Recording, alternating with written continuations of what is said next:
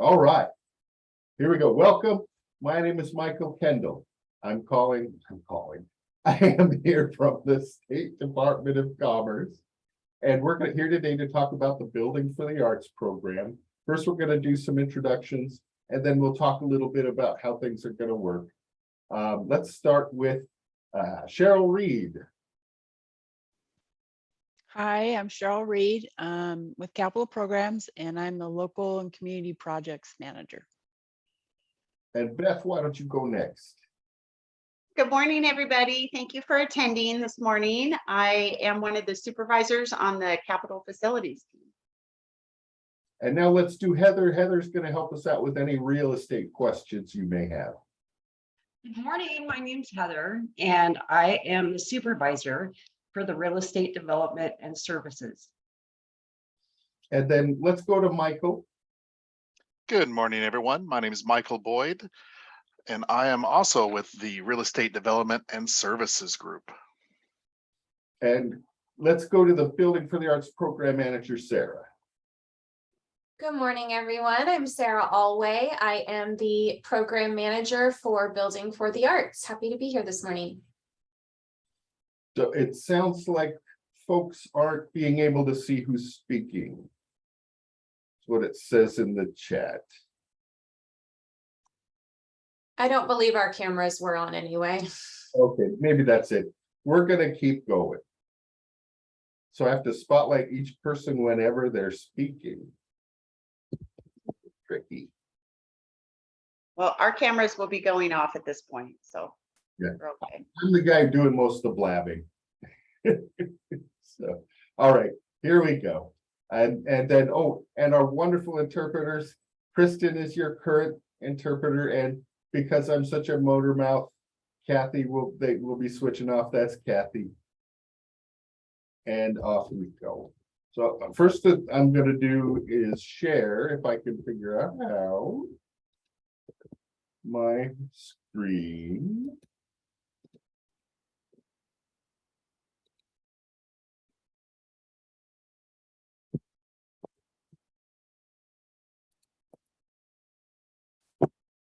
Push this button and hope for the best.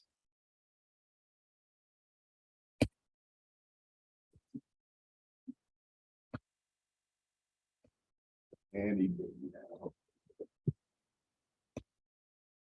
There we go. Ah, it works. This is, again, we're talking about the Building for the Arts grant. My name is Michael Kendall, and I'm with Capital Programs. First, just briefly a little bit about the Department of Commerce. We do a lot of stuff. We help the homeless. We do infrastructure projects such as water and sewer. We have business assistance programs, energy efficiency. There are some planning grants, community facilities, which is what we're talking about today, crime victims and public safety and community services. So if you have other questions or are interested in other grants, go ahead and go to our website, commerce.wa.gov, and just start exploring. You can sign up to get information or notification about all of our grants. You can specify that by the type of grant you're looking for. So go ahead and go there if you have any specific needs that are separate from what we're doing today, which is essentially building or renovating buildings. All right, I'm already drying out. Here we go. So, oh, sorry. First, we're going to talk a little about how this is going to go. So I'm going to go through this PowerPoint. It won't take long. I don't want to bore you guys to tears. And then we're going to do questions and answers. Questions are really why we're here. We want to get your questions and allow other folks to see them and get the answers, and it'll help everybody. If you have a question, please put it in the chat. And then when we're done with the PowerPoint, we will switch over to the chat and Cheryl will be reading the questions. And if you have follow-up answers, just put them in the chat. All right, that's what we're going to do. We're scheduled for 2 hours. It very much likely will not go that long, but we will be here that long or longer if there are that many questions. So please don't be afraid to ask them. So, building for the arts, what can it do? Capital costs for constructing or renovating arts and cultural facilities. We can also do turnkey facilities if you've got a really neat facility that you want to purchase and it doesn't need any renovations. We can help there too. The maximum amount is $2 million per project. That's a lot of money. We've got an $18 million cap. So it's a pretty rare day that one project, even though it might be really big, will get the full $2 million. I think last time the big folks who came in got trimmed down to 1.2 or so. So due to demand, that realistically about 1.2 is what the most will probably be see going out. $18 million cap, like I said, it can match up to 33% of your eligible costs. And we'll talk about what eligible cost is and what ineligible cost is a little bit later, but that will determine how you figure out your eligible budget. And then once you figure that out, you will ask for 33% of that. All right, but we'll get into more detail there. We've given out 95 million or so since 1991.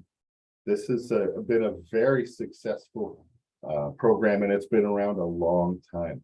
And we're more than happy to help run it. It's one of my favorites. So what are the guidelines, basic guidelines? Who can come in?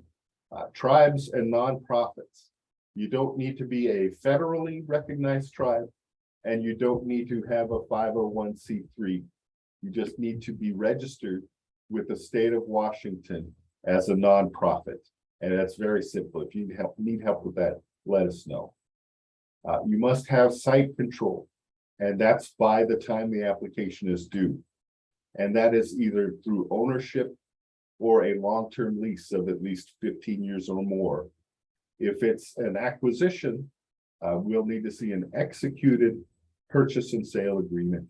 And right now, we're not taking any memorandums of understanding or joint operating agreements. That might change in the following round, but for this round, it is just ownership, long-term lease, or an executed purchase and sale agreement. Matching funds are required. The state can give you 33%, but you must find the rest of it somewhere else. And that could be federal, local, foundations, county, private entities, individuals, wherever you can find it. We understand in today's environment it is difficult to raise money for nonprofits, but we are there to help you. And the big takeaway here that I want you to remember is you do not have to have the entire non-state share raised by the time you apply. And I'm going to say that again because it's a sticking point for some folks, and it keeps some folks from applying. You don't need all of the non-state money needed to apply. What you do need is to have made a good faith effort in raising that money, either through a capital campaign or however you can get it. You need to show us that you've raised some non-state money. What is there a fine line there? There is not.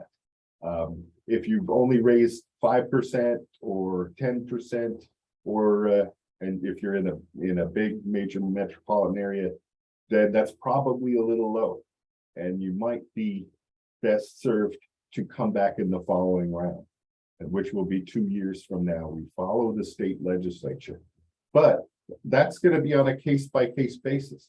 If you're in a very rural or very underserved community where it's really hard to raise money, we'll take a look at that.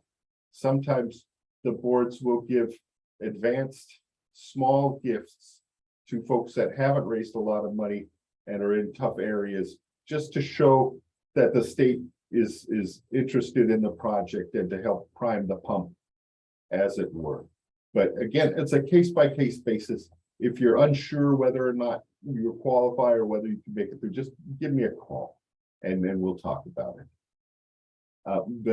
The difference here is if you do receive an award, now we're talking after this process, you need to raise the entire non-state share before we can even go to contract. That's the difference.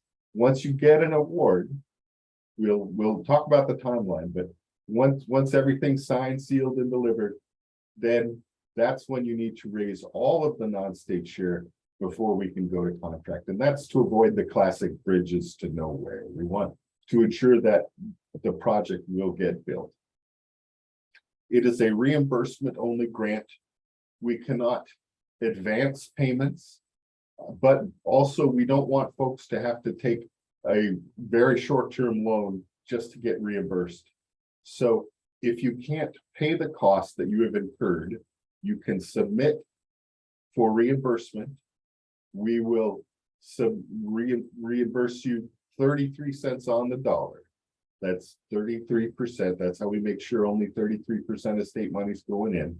And then you will have 30 days to turn around and show us that you have paid that invoice, not just the 33%, but the entire invoice, the non-state share as well. If you have questions about that, please put it in the chat and we can talk about that more. All right, what can Building for the Arts pay for? It's bricks and mortar. We're funded through the sale of state bonds. And as such, we can't pay for anything that could be considered an operating cost. Let's talk about what we can pay for first. Anything that's part of constructing or renovating a building. Land, and we can also pay for land acquisition if it's part of a larger project. We can't pay for just land acquisition, but if it is part of if you're acquiring the land, acquiring the building and renovating the building, or acquiring the land and building a new building on top of it, that's when we can help with land acquisition. A&E, architecture and engineering costs, we can pay for, you bet. Permitting and fees, demo and site prep, capitalized equipment. What the heck is that? Let's talk about that for a bit because it's a neat gig. Capitalized equipment is part of your project that isn't nailed to the wall or part of the wall, essentially. And the really good example of how to explain that is with a bookcase. If you have a bookshelf that is built into the wall, that would be part of your construction line item. If you have a bookcase that is not attached to the wall, it is a freestanding bookcase, that would be considered capitalized equipment. And the one caveat there is it has to be able to last at least 13 years or more. But that is usually not a problem. Tables, chairs, bookcases, they generally can last at least 13 years, I sure hope. But if you have something that's questionable, again, let me know or give us a call and we can dial down into it and check for sure. IT infrastructure, that's not computers, that's the wiring within the walls. We'll talk about computers in a sec, but again, allowable uses, anything that's part of constructing or renovating the facility. What can't we pay for? Any kind of internal administrative costs, salaries, benefits, anything like that. We can't consider anything that is an operating cost. Internal project management, we can't do that either. If you hire a professional project manager and they're not salaried by you or part of your staff, we can pay for that. Fundraising activities, super important, we can't pay for them. Feasibility studies, again, for some projects, very, very helpful. We can't pay for those either. Computers, think of the 13-year rule. If you think about the computer you were using 13 years ago, it's probably not doing too well right now. So we can't pay for computers. Specific to Building for the Arts, though, there are exceptions for very sophisticated lighting, sound equipment, stage mobility equipment, that kind of stuff.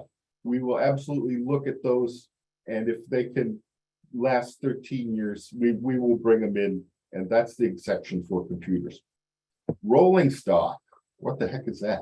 So rolling stock is anything that's like a van or a bus or a car, anything like that.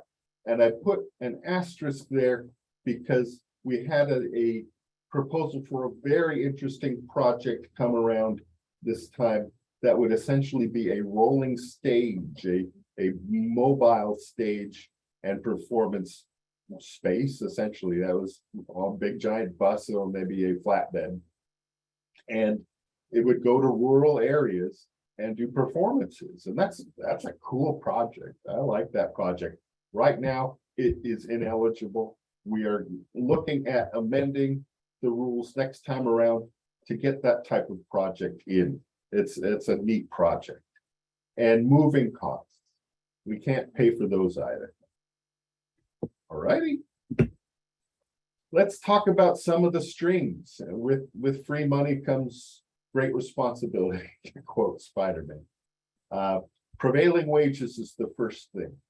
Once the governor signs the budget and your project is in that budget on a list, it must pay state prevailing wages. Prevailing wages are set by the Department of Labor and Industries, and they determine by county what minimum salaries are per county for each job classification. So plumbers will have a prevailing wage, the drywallers will have a prevailing wage, and so forth. Once the governor signs the budget that day, and we'll go into the calendar in a bit, but generally that's going to be April-ish, maybe late March if they're really good, of next year. At that point, you are required to pay state prevailing wages. So if you do receive a grant, or if you're already in construction, definitely talk to your construction manager and or your architect, because it will affect your costs. But it's good to get in early. I also want to talk a bit about multi-use projects, because it's sort of the wave of the future. And we're talking about the 5-story mixed use ground level, maybe your performance space or galleries on the ground level. There are maybe office space and or housing up above, very common. There are different types of prevailing wages for different types of projects. There are retail prevailing wages, or in this case, your performance space. And then there are residential prevailing wages. If this is a large combination, absolutely have your contractor and architect talk to Labor and Industries, and their contact info is in our guidelines. They're quite responsive, and they have an email address and a hotline dedicated to just these questions. They are very complicated, but it's also very important to get it right. So if you have that kind of project, absolutely have your folks give them a call. It's always best to get in early. The acquisition only is exempt. There's no construction or renovation going on, but there must be a usable facility with an acquisition project at the end of the day. Again, Labor and Industries are the folks who make the rules and interpret the rules for these, and they're very helpful. And give them a call if you need them. Archaeological review. I'll bring this up. This came around in, I think it was the Governor Gregoire era. There was a DOT project, Department of Transportation project that spent millions and millions of dollars, didn't do an archaeological survey, came across from some very sensitive artifacts, and boom, that project is done. And we've just wasted millions and millions of the taxpayers' dollar, and we don't want to do that. So they instituted an executive order. Initially, it was called 0505, and the new version is now 2102. And all of these projects, before we can even go to contract, they must be reviewed by impacted area tribes. And there are maps that we can provide you or tell you where to go to see what those are. We need to let them know about the project. We need to let the State Department of Archaeology and Historic Preservation know. We call them DAP. That's a mouthful. And they're gonna want to know a couple of things. They're gonna want to know where the project is. They've got really great maps and other resources to see if there potentially could be some sensitive artifacts or areas that you're looking to build on. And they also want to know if you're renovating a building, what that building is, how old is it? Is it older than, this says 50 years old. I think it might be 45 years old now. And if it potentially could be on the historic register, the National Historic Register. And if it has that potential of being a historic building, they're going to want to see exactly what you're renovating. And they're going to want to take a look mostly at the exterior. But there will be some interior questions depending on the project. Generally, they're interested in what you're doing to the exterior, the windows, that kind of stuff. Federal Section 106. If your project is receiving federal money, there's a good chance you'll need to go through Section 106, which is essentially the federal version of Executive Order 2102. And if you are going through that, you do not need to go through this process, but we cannot move ahead until you have completed that process. All right, if there are questions about that, please put them in the chat or give us a holler. High performance building standards. LEED is, I always get it wrong, so this might not be exactly right. Leadership in Environmental Engineering and Design. And this is a requirement for any of the projects in the state capital budget. And they must meet at least the LEED Silver standard or receive an exemption. There are, as far as I know, 4 LEED Silver standards starting from the bottom, which is certified, that goes to silver, that goes to gold, and that goes to platinum.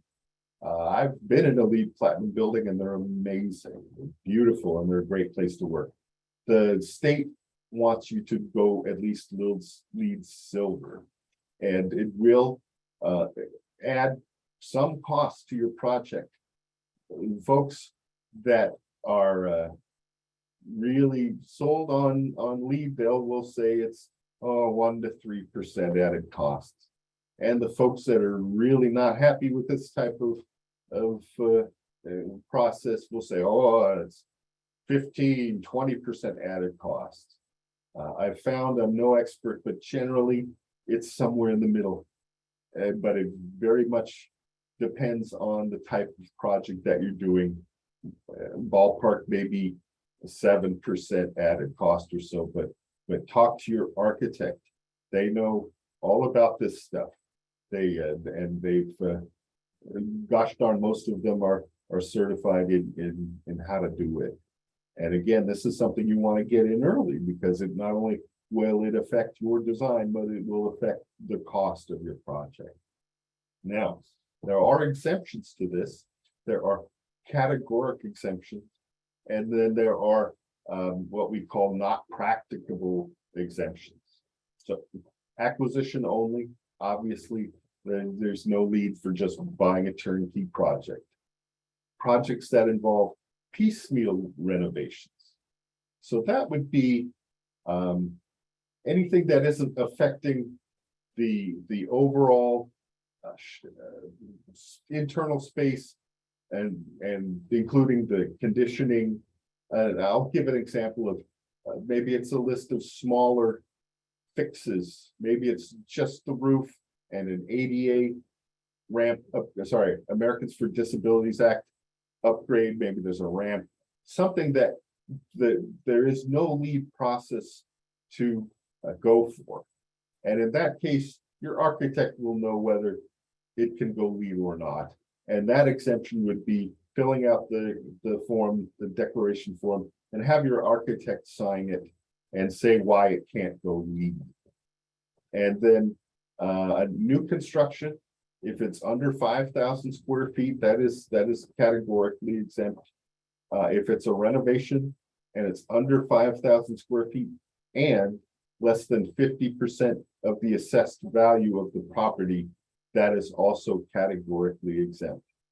Once again, this is something to get in early on and talk to your architect. They know all about it. And they're pretty neat buildings. The idea is that you might spend a little bit more upfront, but you will reap that many times over in added savings in energy costs. You'll have a nice building that folks like to work in. And also your energy provider or other folks may give you a break if you go a certain LEED level. You may get a discount on your energy bill. They may just give you a lump sum. So if you're going LEED, look into that as well. It can help offset these costs. All right. Let's talk about the timeline. It's really long. So here we are now. Applications are going to be due June 23rd. Staff will then scrub them, make sure they're all eligible. We will send them to our advisory board for review. They will come together August 10th, and they will ask you to make a very short presentation. The length will determine the number of applications. I think there are going to be a lot of applications this time around. So you will probably have no more than 5 to 7 minutes to present. And this will all be done online for obvious reasons now. In the old days, we used to do it in person and have folks come in or maybe call in on a conference call. It's all online now. But you're going to want to use your time wisely. And for that, I would, well, two things. We don't want to see any PowerPoints, any models. We don't want to see cheering sections. We only want 2 people in. And those 2 folks there are 2 folks that I would absolutely recommend. One would be the person who knows all about the project, the actual construction or renovation of the project. And the other person, the CEO or the bean counters, who know how you're going to keep the lights on once it's built. Those are the absolute 2 questions that the board wants answered. How are you going to raise the non-state share, and how are you going to keep the lights on? The another question that they'll ask that you'll have time to ask, probably the first question they ask, is if you've raised any funds since you've put your application in. So that's a place where you can say, hey, we've got this big grant from this big foundation since we've turned it in, so we've raised more money, and that's a great thing. So they're going to ask you that in that hearing too. If you have succeeded in passing threshold, we will send out an email, and first come, first serve, we will have folks sign up for that time slot. All right. So that's August 10th. We will then make a list, and we will rank and score the projects and give that list to our leadership. That list will then become part of the Department of Commerce's capital budget request to the governor.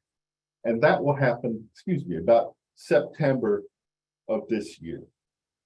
At that point, the governor will take all of these requests that have come into them and weigh everything, and then they may or may not include the whole list or half of the list in their capital budget draft, which will then go to the State House and the Senate. That'll happen about December. Come the second week of January or so, the House and the Senate will convene, and they will start talking about various bills and all sorts of bills, like letting dogs in bars, and bills that may have a little more significant impact. And then they'll get around to generating their own capital budgets. The House will have one, and the Senate will have one. And they can very often be completely different. With any luck, both the House and the Senate will include the entire list. the entire building for the arts list that we gave them initially. I believe in the last round they did. So far, knock on wood, budget forecasts have been very good. And the legislature really likes these programs. They're getting lists of projects that are scrubbed and for the most part ready to go. And they're very happy with that. So oftentimes there are direct appropriations where they're not sure how exactly ready the projects are, and those give them a little more heartburn. But they really like these programs. So odds are very good that the list that we submit will be approved in the final capital budget. That's when the governor and the House and the Senate, they put all their budget proposals together and they hammer out a final capital budget. And that will happen again late March, maybe if they're really good, maybe in April. It really depends on how much work they have to do and how fast they do it. So once that is done, the House and the Senate will submit their compromise budget to the governor. Then the governor can contemplate it, veto sections, and at the end of the day, will sign the capital budget. Again, maybe late March if we're lucky, maybe April, maybe May, somewhere around then. Once the governor signs the budget, that's when it's signed, sealed, and delivered. And your award is perfectly sound. You can take that award letter that we send you and take it to any number of foundations or maybe to a bank to get a loan, and that money is good. At that point, we will also need to get everything ready, get all the back of the house stuff ready, coding and that, and the state will have to sell the bonds, right? And in the meantime, if you're ready to go and you met all the pre-contracting conditions, you can then, we can get started on executing a contract. And once that is done, then you can begin the reimbursement process.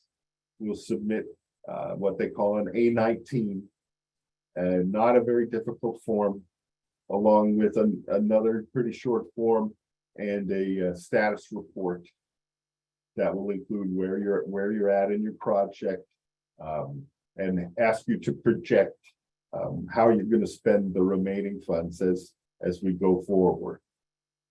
And then we will, like I said earlier, we'll reimburse you 33 cents on the dollar, and off you go. A bit about reappropriation. Technically, these funds expire at the end of the upcoming biennium. This is going to be the 23-25 biennium, and then time is flying. So that biennium will end June 30 of 2025. That's why it's important that you be relatively far along in your timetable. Another reason why, if you're not very far yet, you may want to consider coming back in the following round in 2 years. When you submit your application, you're going to submit to us a budget. You want that budget to be as accurate as possible. Right now, costs are skyrocketing at a really alarming rate. If you give us a budget that is a little squishy, there's a really good chance that your costs may go up 20%. And at that point, we can't give you any more money. So if you don't have a firm budget, talk to us. It may be that you'd be better served coming back again in 2 years. If you do come back again, you will be able to be reimbursed for costs incurred going back to July 1 of this year. So in this round, you'll be able to go back to July 1 of 2020. And we do that because this is such a long process, as you can plainly see. And so if you have questions about that, that's a big question. Give us a call and we'll talk you through it. It's a big consideration. All right. Just want to touch briefly on some previous buildings to give you an idea. The Swisher Hall expansion, the Squim City Band out there at Squim, they need a rehearsal hall. Love it, just love it. I love them all. Chehalis Tribe Elder Center, that's a really good example of a cultural facility. Again, a beautiful project. Pilchuck Glass, look at that building. It's unreal how cool that place is up in Stanwood. And we're helping them with a shop and some other things, and just really, again, a really neat project. We love this grant. There's so many great arts projects out there, and we love giving away money. And it makes my job great. I love my job. I'm turning into Santa. I'm turning into Santa. So here are just some examples. That's the end of the presentation. My contact information is there. We'll put this PowerPoint up on the website, and along with this recording, we will also take all of your questions that you put in the chat, and we will convert that into an FAQ along with some other common questions if they don't come up today, and you'll be able to see all of those then. All right, I'm going to stop sharing and take a sip of my delicious ginseng tea. Thank you. And now I'm going to turn it over to Cheryl, and Cheryl's going to read she's going to read all of the questions in the chat. If you have a follow-up questions, just put it in the chat and we'll get to you there. Okay. First question. If the project building is being built by someone other than the applicant and isn't constructed yet, will an intent to lease suffice as site control?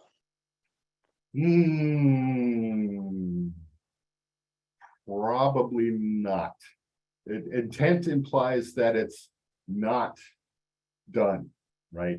You're going to need an executed lease. That's at least 15 years from the date the application is due. So the answer there is no, unfortunately. I'm interested in learning more about how to register as a nonprofit and maybe get some help through the process if available. How do I do that? So I believe you do that through the Secretary of State. And go ahead and shoot me an email. My email's at the on the back of the PowerPoint, or it's all over the website. And then I'll try and find out how to help you. How do we build the commerce fee into our project budget? You can't. We can't reimburse you for the commerce fee. What you can, and that will be 3%, by the way. We don't get any operating money. The only way we can survive is through taking an administrative fee. What you can do, what your project should do, is build in contingencies. But again, we can't reimburse you for a contingency. We can only reimburse you for a incurred cost. So I would suggest, if you're putting contingencies in your budget, to do so within the line item that you're doing the contingency for. In other words, construction or A&E, capitalized equipment, something like that. But at the end of the day, we can only reimburse you what the incurred cost is. But it's a very good question. Thank you. If there was a feasibility study as part of the project, can the grant still cover other costs such as construction, etc.? Yeah, we can cover construction, but we can't cover feasibility studies. So again, you would just submit that incurred cost for construction and we'll send you 33 cents on the dollar. Can an award be used for smaller projects such as rewiring a building or remodeling restrooms and kitchen? Do these types of projects count as renovation? Excellent question. On their own, no. And again, that's because we're funded with bond. But if you put them all in a pile, if you have a whole bunch of them, the little ones, then yes, we could call that a project, but we can't do like just the wiring. or just the roof. It has to be able to be considered a full renovation project. Great question. I think this question is related to 2102. What's the bit regarding buildings 50 years or older and the archaeological review? Sure. So if you've got a building that could be on the historic register, if it's a very historic building, that could be a number of things. It could be due to the architectural style of the building. It could be due to the activities that went on inside the building. Maybe there's historic nature there. Then the Department of Archaeology and Preservation is going to want to see how you're renovating it and what you're going to do. And that they are required to review that by that executive order. What's the process of getting an exemption? Easy peasy. So you can go onto our website, or you can go within the grant itself in the library, and there'll be that LEED certification declaration form, right? It's only like a page and a half or so. It's not complicated. You fill that out or have your architect fill it out, have them and you sign it and you upload it into Zoom grants, or you can email it to us and we'll give you an answer right away. So you don't have to wait. And that's the process. It's real simple. You could do it an hour from now if you would like. Can a facility owned by a government county that is in the process of being transferred to a nonprofit entity apply? The government cannot. The nonprofit has to be the applicant. And if they don't have site control ownership, then it's too early. But if you have an executed lease, so the government owns the facility and they've given you a lease of at least 15 years or more from the day that the application is due, then yes, that could work just fine. We intend to apply for an exemption and have the form completed. We'd like to turn it in prior to applying. How do I do that? Email it to me or the Sarah, the BFA program manager, and we'll look at it right away. On LEED, we're restoring a 1926 building on the historic register. County Landmarks has to approve improvements. Any exemption for a building like this? Yep, quite possibly. It would probably be a not practicable exemption. And you'd have to have your architect or your designer fill out the section that says why it can't go LEED, and then send it to us and we'll take a look at it. But yet that could very well get an exemption. Would roof replacements to buildings be eligible for funding? Is that TWO or TO, Cheryl? It's TWO. Okay. So the short answer is no. We can't just do a roof. And it brings up a good point though. If you have multiple buildings on the same site and you're renovating both of them and with more than just a roof, we could do that as long as they're on the same site. If you're an organization that has multiple buildings at separate addresses, you would have to apply for individually for each project, and you can submit up to 3 applications. Can we be reimbursed for expenses spent in 2023 in the months before final grant agreements are signed? No, we can't advance any of the funds. So, and we can only do so once your contract is executed. And then it's a reimbursement style grant. So at that point, you will send us your incurred costs and we will reimburse you 33 cents on the dollar. The short answer is no. Can you describe what you mean by publicly available? Oh, sure. So it's got to be a facility that is open to the public. It can't be a private school that only uses their facility for their purposes. It's got to be a a public facility that is, and the grantee has to be an arts related or cultural applicant. Can you discuss how to partition the costs of a multi-use building? Sure. So the easiest example would be the one I used earlier, which has a separate floor for the eligible portion and then ineligible portions up above. You just take the costs for that portion and that's what you would apply for. Slightly more nuanced would be a large building, let's just say a one-story building with a portion that is eligible and a portion that is ineligible. But again, we'd only want to see the costs that are just for the eligible portion. And for a HVAC, air conditioning, air heating and cooling would be a good example, because that's where it gets a little more tricky. You know, most places will not have an HVAC system that is just for one part of the floor. They will have an HVAC system for the entire floor. In that case, we can take a percentage of square foot, right? And so say your HVAC covers everything, it's $1,000, and your the eligible portion is 50%. We will reimburse you 30% of that 50%. And it can get a little tricky. Give me a call if you need more assistance with that type of calculation.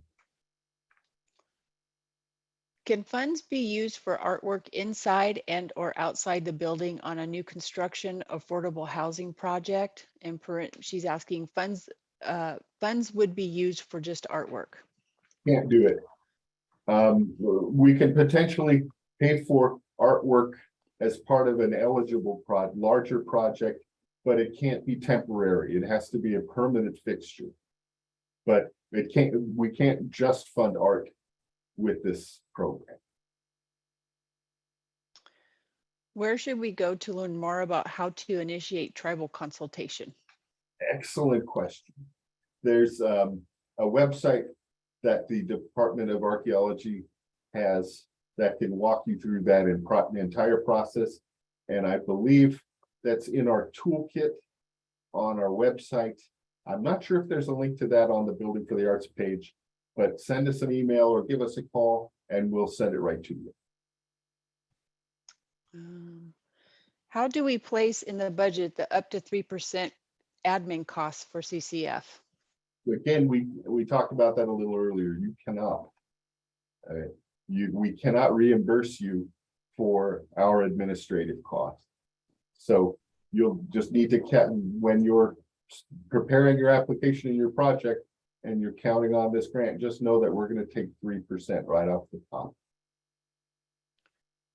What do you consider a significant amount of funds raised? What percentage of the overall budget should we have secured before applying? Excellent question. And of course the answer is it depends. So zero obviously is not an eligible amount. And again, we're talking about the percentage of non-state funds raised when you come in for your application. If you're in the Puget Sound area and or a dense population area, ballpark would be bare minimum of 15%, I think. But again, we're going to look at that and the board will look at that on a case-by-case basis. If you're in a very underserved or very rural area, that number will go down because we know it's harder to raise money in those areas. If 10% maybe in those types of areas, but if you're unsure whether you qualify or not, give me a call, and it really is a case-by-case basis. Can you apply for projects that are already done, requesting reimbursement for funds incurred for the project as far back as June 2020? You can. This is different from the other grant that we have coming up called the Building Communities Fund. And there if your project is complete and you don't need the state money, you are ineligible. Here, the board considers that type of project and award to that project a reward for a successful capital campaign. Now, since it's already done, it probably won't be at the top of the list. So it depends on demand entirely. But if the board loves your projects, thinks you did a great job, and there's some money to give away to folks that don't need it, then absolutely that you could, and I would apply. Does the lease need to be executed at time of application or time of award? So at time of application is the answer. If you're off by a month, right? If you're going to be a month late, give me a call and we might be able to work something out. But other than that, it has to be executed at the time the application is due. So the reimbursements can only be for expenditures from 2 years prior to application. We purchased property in 2021. If we wait to apply until 2024, can that purchase be included? The answer is no. You're exactly right. For this round, we can go back to, again, July 1 of 2020. In 2 years, that'll be July 1 of 2022. So the answer there is no. So if you can, I would try to come in this round. Are art education centers or art studio spaces eligible? You bet. As long as they're not residential. But yeah, you absolutely, art education for sure. And studio space, we've done that too. I'll just throw this out there. We've got another open grant right now called Youth Recreational Facilities. And if your art educational facilities or facility is for youth K through 12, boy, give me a call right now, because that's the one you want to go for. It won't be nearly as competitive as building for the arts. So if that's the case, call me right away, because it's due pretty quick. I think it's due in like a week or so. What other studies can be reimbursed?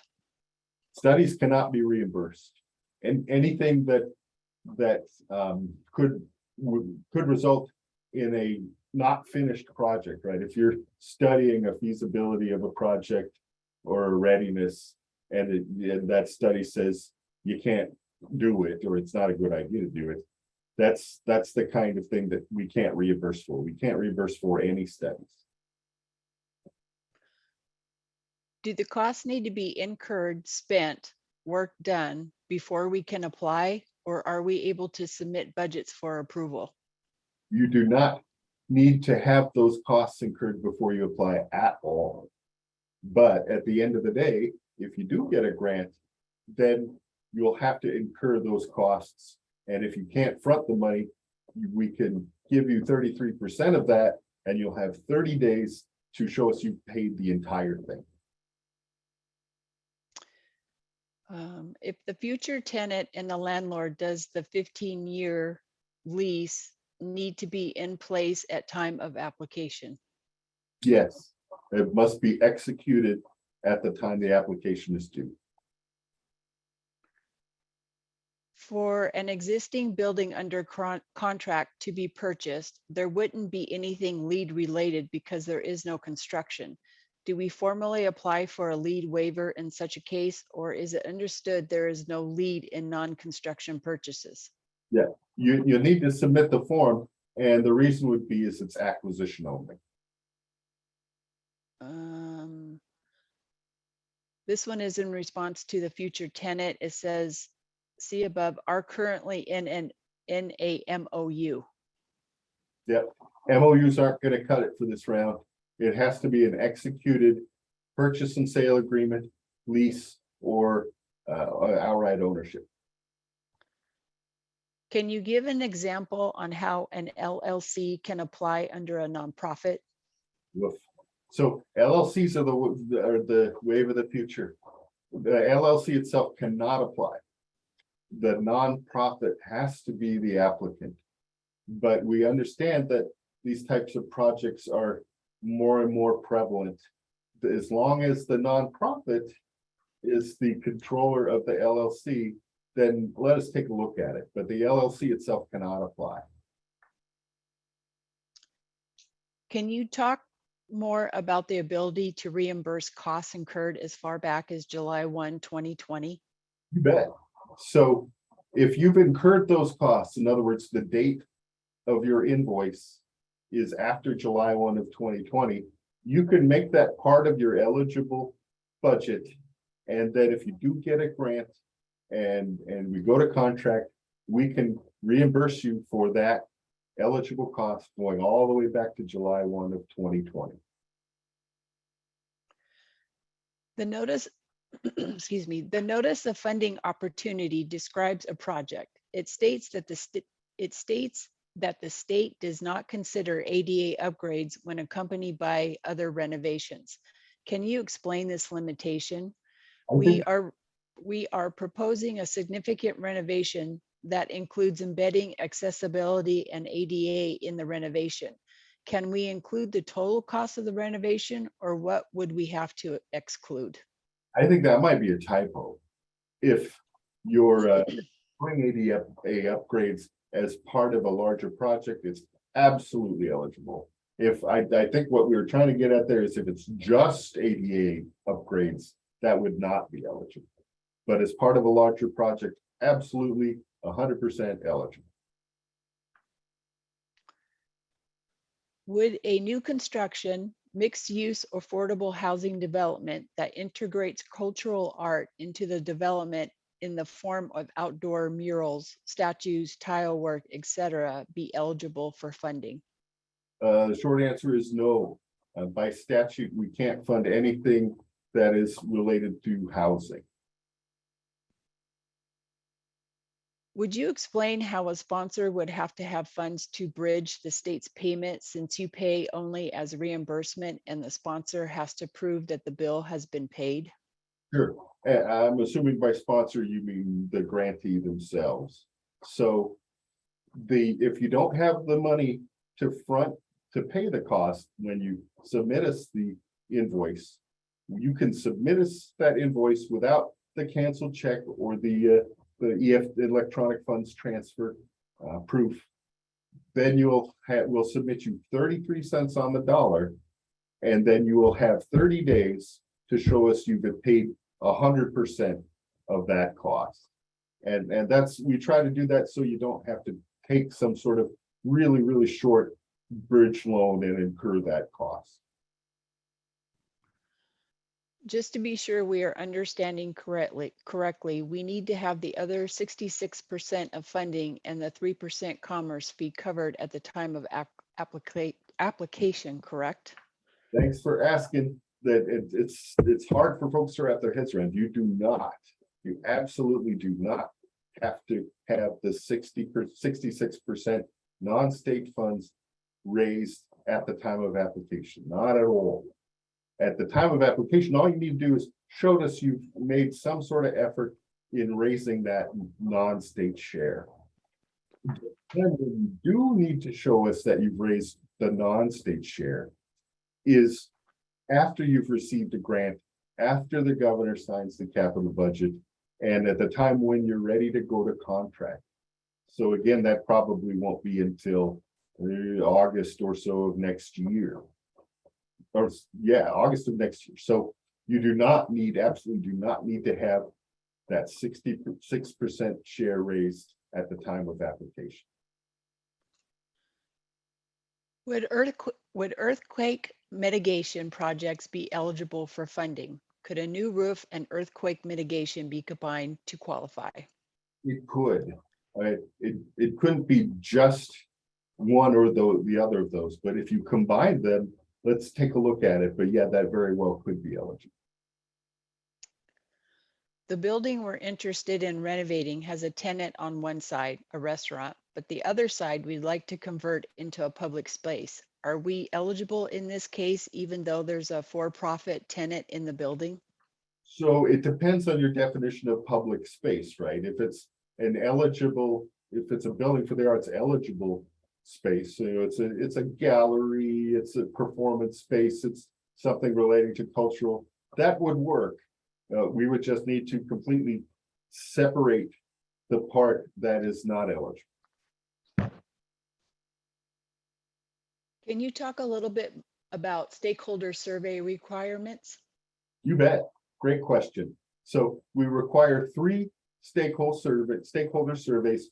You can download those in Zoom grants, or I think there might be a link to them on our website.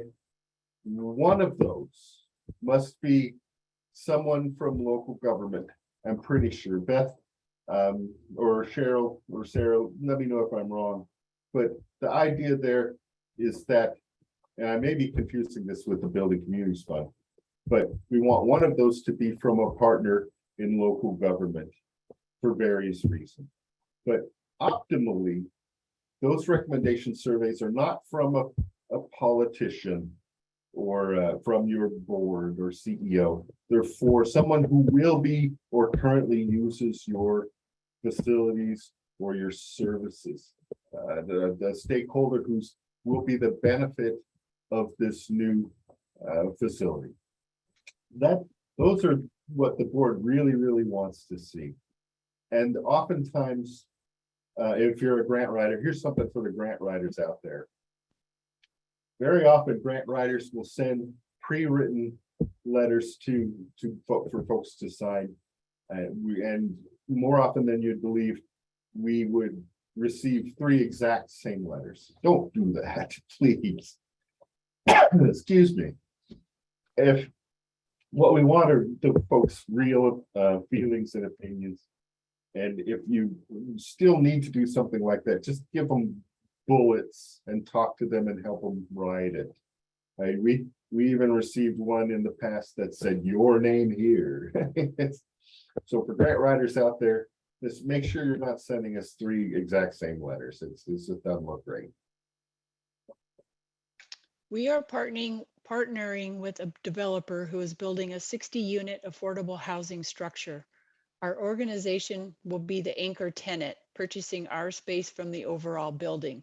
As a nonprofit, how do we determine site control? Executed purchase and sale agreement. That would be it. It sounds like you're essentially purchasing either a turnkey condoized portion of that, or you're going to purchase a shell and build it out. Either way, we need to see an executed purchase and sale agreement. Earlier, you mentioned that this grant cannot be applied to costs that incur in 2023. Nope. This time around, it can go back to far as 2020.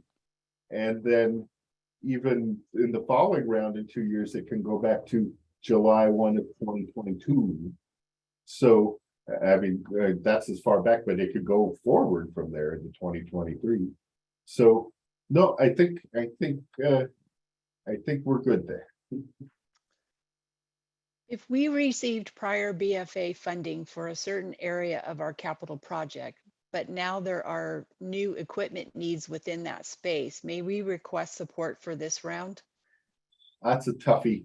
That's another case by case basis. Give me a call or an email and then let's talk about it. If what an example I would use.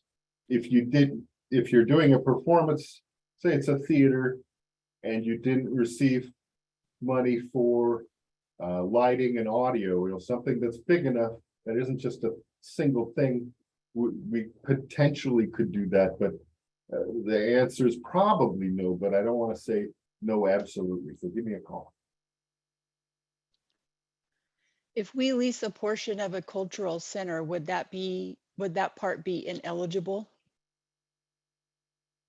I'm not quite sure how to answer that.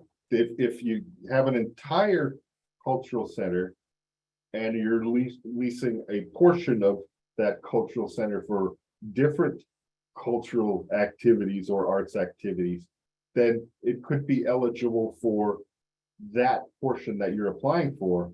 And then if it's like new construction and there's another portion that's coming in with a different grantee for the other eligible portion, then I would come in with 2 separate applications, one from one applicant and one from the separate applicant, as long as all of them are eligible activity.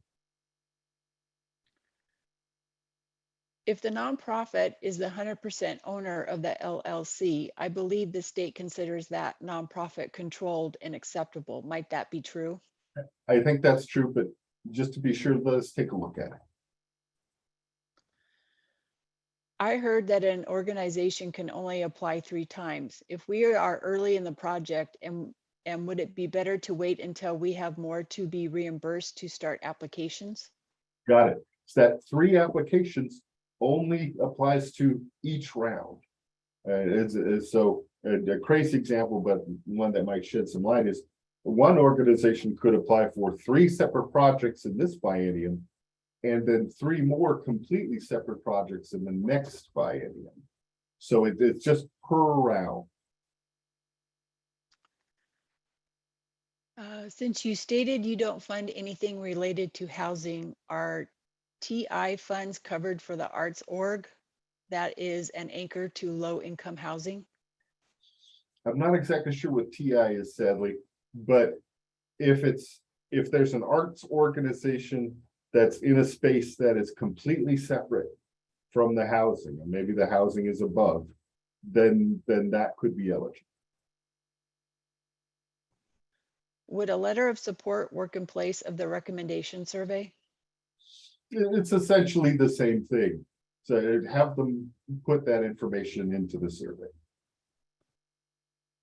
Regarding the building with a restaurant tenant, can general building repairs such as the roof, plumbing, etc. be included so long as we don't use funds for anything exclusively inside the tenant occupied space? Potentially, but again, not the whole thing, right? We would have to take a percentage of that roof repair that covers everybody based on your square footage of the eligible portion. It's slightly complicated.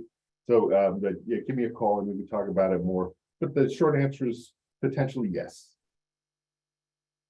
We have an acquisition facility that will have one artist live workspace and the rest of the building is public space. Is this still eligible? The live workspace would not be, but everything else would. We are rebuilding after a fire. Does insurance money count as part of the non-state share of funds raised? It could, but I wouldn't call it insurance funds, because at that point, with any luck, the insurance company has already reimbursed you. So I would call that applicant's own funds. What is a recommendation survey? Give examples, please. So maybe there's a art education facility and that you're building, and in that case, we'd want to see a recommendation survey for someone who's either currently using your resources or could potentially be if you do build it. It's something from someone outside your organization who really likes what you're doing. That's essentially it. And other than that, it could be just about anybody. Is it possible for the LLC to apply as an umbrella with the nonprofit? No, by statute, the applicant has to be the nonprofit. This referred back to TI is tenant improvements. Thank you. I should have known that. If a project is turned down this year, can the same project reapply in the next round? Absolutely. It doesn't happen a lot, but it does happen. And usually because the project isn't far enough along. They haven't raised, sometimes they haven't raised any non-state share. So, but absolutely, yes, if you don't make it in this round, you can absolutely come in the following one. We are being gifted 1/3 of an estate that has an old barn that we will convert to art use. Does our third count as funds raised? So the barn itself, that's a really interesting question. I think the estate would have to have been liquidated, the non-barn portion. And then the barn itself, I don't think we could reimburse you for the gift of the barn. But give me a call and let's talk it through. Reimbursement for expenses that were covered by a loan. Any issues with that? No, if you need to take a bridge loan to get going, and and I wouldn't blame you. With the rise of construction costs, folks want to get going as soon as possible. We wouldn't be reimbursing you for the loan. We would be reimbursing you for the eligible capital costs that you use the loan to pay for. But yes, we can count loans as funds raised in two parts. So in terms of the application, if you have a loan, we will only count 10% of that loan as funds raised, because it's not technically funds raised. You still gotta pay it. At the back end, if you do receive a grant and you're wanting to get going on your project and you need to raise the 66% non-state share, we will count 100% of that loan as ready to go. Could you talk a little more about the stakeholder survey requirements? Sure, we just need 3 of them, and we don't want them to be someone part of your organization.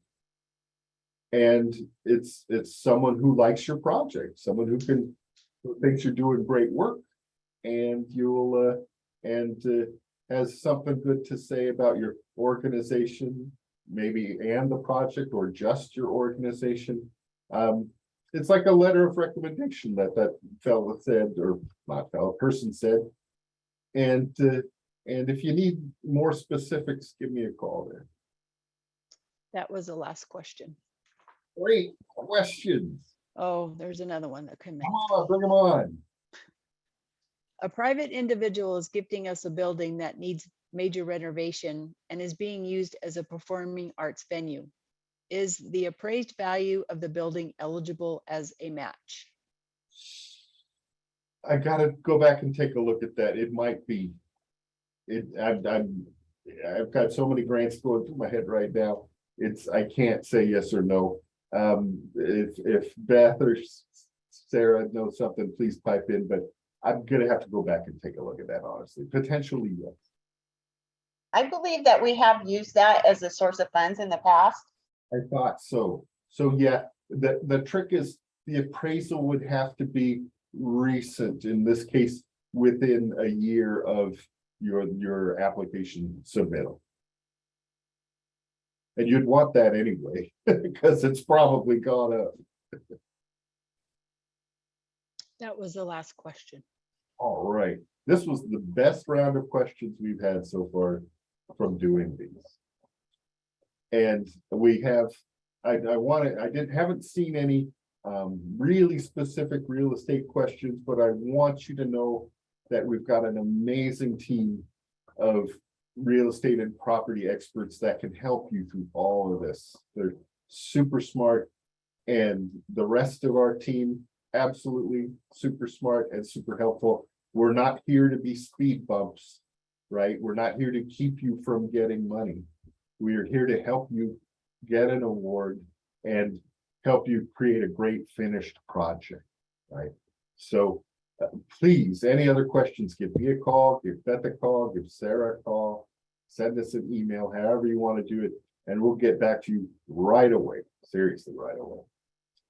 Other than that, thanks so much for coming. Many thanks to our 2 interpreters, Kristen and Kathy. You've done a wonderful job. I have no idea how you do it. I really don't. You do amazing work. Thanks so much for everybody, and have a great day.